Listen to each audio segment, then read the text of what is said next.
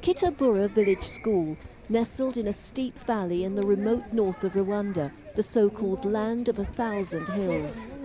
Open your computers, okay? Open your computers.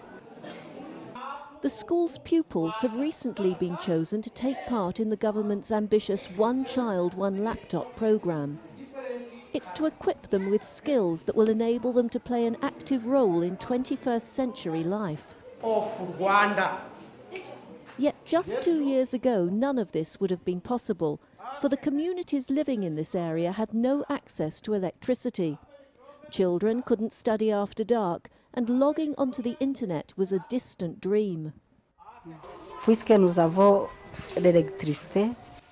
Since we've had electricity, the quality of education has improved. The children have now had access to the internet, and we're going with the technology of today. The electricity powering change in this part of Rwanda comes from a small-scale hydroelectric plant near the village. Driven by water from the Mutobo River, it provides electricity to some 5,000 people in the areas nearby. In a country where only a fraction of the population has access to electricity, it's a major breakthrough.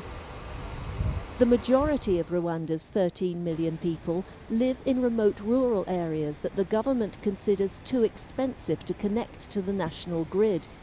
But small-scale plants like this, one of 4 constructed in partnership with the United Nations Industrial Development Organization, are a cost-effective and environmentally friendly way of bringing power to the people. Jamari Modesta, a baker in the nearby village of Kabare, is among the thousands benefiting from the Mutobo plant. Ikintu cya mbere nuko iyi mashini yacu ikoreshwa n'umuriro. We chose to come and work here because this machine uses electricity. Without electricity, it will not work. We also use high-quality flour, and it is very expensive to make the bread by hand. The electricity helps us to work very fast and to bake a higher quality product. But it's not just Jamari who's benefiting from the bakery. The money it generates is also funding the studies of her 20-year-old brother-in-law, Pascal. Pascal is now in the 2nd year of a business studies course. His parents are poor, and were it not for this business, he would have to drop out. I get the money from here for school fees, and I get money for buying those things, notebooks, pens, soaps, shoes, and I get the ticket from here at Ruhengeri to Mutara Polytechnic by the bus. This ceremony marks the handing over of the Mutobo hydroelectric plant to the local community. It's a day of celebration, as the plant has now been operational for 2 years and local people are aware of the benefits electricity can bring.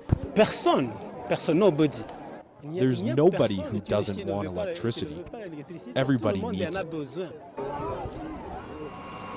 The Rwandan government's target is to extend access to electricity to half the population by 2017.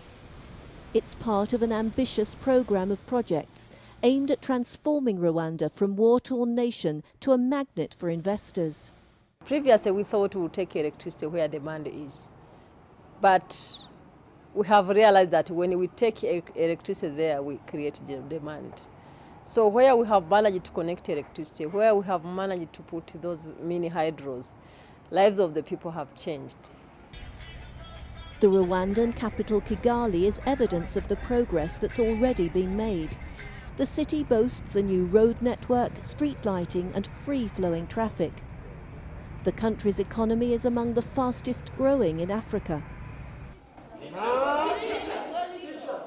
You stand up.